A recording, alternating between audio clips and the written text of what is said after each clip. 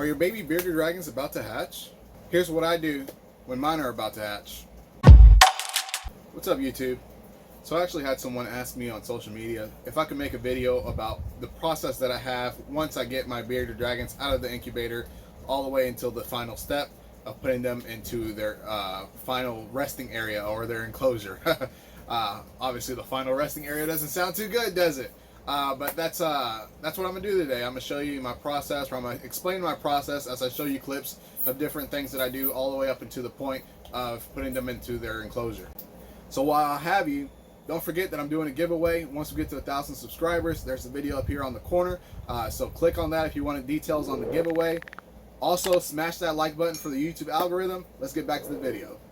So once it gets to about day 58 of the incubation process, I will start checking on the bearded dragon eggs. The first thing you're going to notice is the eggs are going to start to sweat. So as I show you a picture of this sweating, just know that there's different levels of sweating, and sometimes the sweating can last several days. Sometimes it could only last a few hours. So just because you see sweating on the bearded dragon egg doesn't mean that it's going to happen today, tomorrow, and maybe even the day after. So just keep that in mind, but you will see sweating. The sweating is indicating that the baby inside is ready to come out. So once you start seeing the first egg sweat, just know that all of your eggs are going to hatch within the week. That's just how that goes for me anyways. So within the week, you're going to have all your babies, so whether it be 10 eggs or 30 eggs. So what that means is I usually anticipate that after the first egg hatches, within 48 hours, you're going to have most of your eggs hatching. So I usually give it like a 24 to 48 hour period between each egg hatching. So if you have an egg that's a little stubborn at the end, that's taking an extra 2 days to hatch, then that's fine. Once it gets to about that third day, I usually start wondering if the bearded dragon inside is actually alive or not. So sometimes you'll be able to tell if the egg has gone bad because sometimes when they start sweating doesn't mean that it's going to be 100% chance that the egg hatches. Sometimes there's complications, and then the baby bearded dragon doesn't ever make it out of the egg, and it'll start turning into like a dull yellow, light brown color, and that means that inside the baby is not going to make it, or it's lost oxygen or something like that. So just keep that in mind as well. The other thing is, once your babies start hatching, people are going to want to be in there every 5 seconds checking on the eggs, which is fine to an extent. You can check on the eggs without opening up the container. You want to make sure that you're giving the babies time to actually come out of the egg. So what I do is I usually wait about 24 hours or 48 hours after the first egg hatches, and then once it gets to about that point, I will take that first baby or the babies that have already came out of the eggs and move them to a separate container without the vermiculite or the perlite, with just a paper towel, and that actually helps get all of that vermiculite or perlite off the bearded dragon if there's any stuck on them. Also, that also gives them time to absorb their egg yolk or their yolk sac if they still have one. Also gives them time to completely close up the umbilical area, which they still are, when they hatch, they still have that umbilical area a little exposed. So it also gives them time to absorb their yolk sac and close up that umbilical area. Now, after they have been in that separate container for about a day or two, I will move them to their permanent location, which, whether it be a tub or an enclosure or whatever it is, that's where I will move them, and that's where they will stay. Once they start getting a little bit bigger, I will start separating the babies to groups of 4 or less, depending on the babies. Obviously, some baby bearded dragons can be more aggressive or try to show more dominance. So that you also have to be on the lookout for that as well.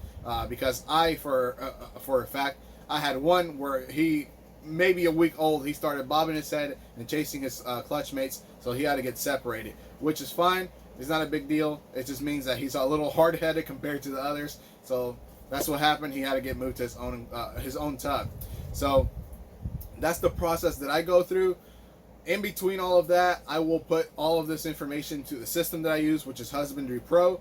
Now, I don't have QR codes for my bearded dragons, mainly because with snakes it's so much easier, because the QR codes are one snake, one female ball python could lay 6 to 12 eggs or something like that, some even less than 6, so some even more than 12, really it depends. But for me, if a clutch hatches of ball pythons, it's maybe 6, 8 eggs or so on average, so it's not going to be as much as a bearded dragon clutch, where it's 20 something babies, and they're all going to be housed together or housed in groups. So obviously the QR codes don't work as well for those scenarios.